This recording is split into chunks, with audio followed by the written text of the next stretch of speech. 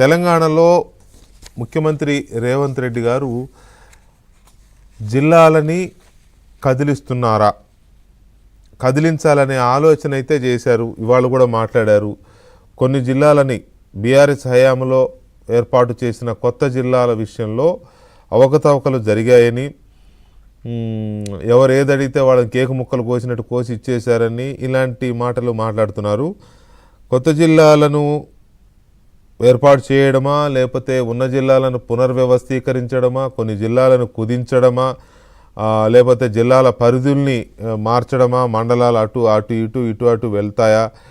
అసలు మొత్తంగా ఈ తేనె తుట్టని ఎందుకు రేవంత్ రెడ్డి గారు కదిలిస్తున్నారు?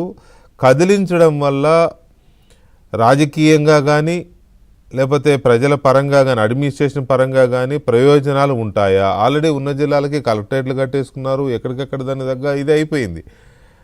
అలాంటిది ఇప్పుడు ఎందుకు రేవంత్ రెడ్డి గారి ఆలోచన చేస్తున్నారు తెలీదు.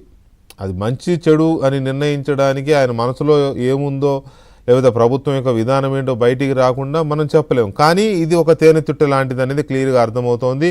ఆల్రెడీ కేటీఆర్ గారు, హరీష్ గారు అదే పని మీద ఉన్నారు.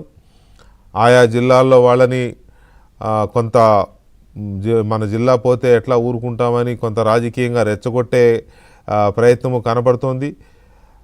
సహజంగానే సెంటిమెంటల్ ఇష్యూస్ కాబట్టి బీఆర్ఎస్ సెంటిమెంట్ మీదనే ఎక్కువగా డిపెండ్ అయ్యే పార్టీ కాబట్టి వచ్చిన ఏ చిన్న అవకాశాన్ని కూడా జారవిడ్చుకుంటుందని నేను అనుకోను. కాబట్టి ఈ సెంటిమెంట్స్ని ఒక పక్క సిద్దిపేట, ఒక పక్క సిరిసిల్ల, ఒక పక్క నారాయణపేట, ఒక పక్క గద్వాల, ఇంకో పక్క వనపర్తి, ఇంకో పక్క వరంగల్, హనుమకొండ, ఇంకేవో కొన్ని జిల్లాల పేర్లు వస్తూ ఉన్నాయి. వీటన్నిటినీ ఎందుకు ఇప్పుడు ఈ తేనెతుట్టిని కదిలించారు రేవంత్ రెడ్డి గారు?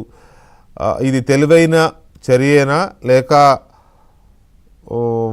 వ్యూహాత్మక తప్పిదం అవుతోందా అనేది చర్చిద్దాం ఒక చిన్న బ్రేక్ తర్వాత.